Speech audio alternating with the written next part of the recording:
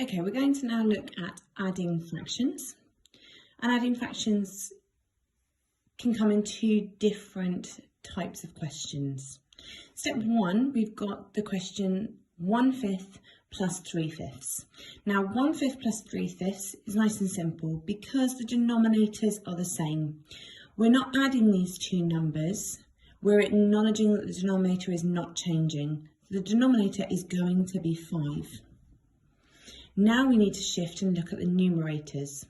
So we're going to add 1 and 3 to give us 4. 1/5 plus 3/5 equals 4/5. Now step 2 is slightly more complicated. We've got 1/4 plus 2/5. Now for this we need to find a common denominator because we've got 4 and 5, two different denominators. The common denominator that exists between the 4 times tables and the 5 times tables, the number that appears in both the 5s and the 4s, is 20. That's the first number that appears in both of those times tables. So we're going to turn each of these fractions into a fraction over 20. If you are unsure about how to do that, how we achieved the 20, then you could look at doing 4 times 5 to give you 20.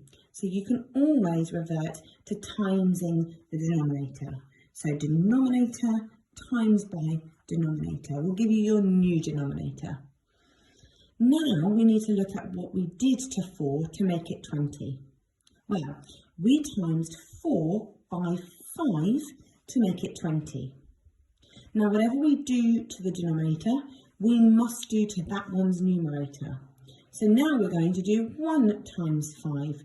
1 times 5 is 5. So this fraction now becomes 5 over 20. This is the same. We've created an equivalent fraction. Now here, what did we do to the 5 to make it 20? Well, we times it by 4. So therefore, we're going to do the same to the numerator. So 2 times 4 is 8. Here we have again created an equivalent fraction.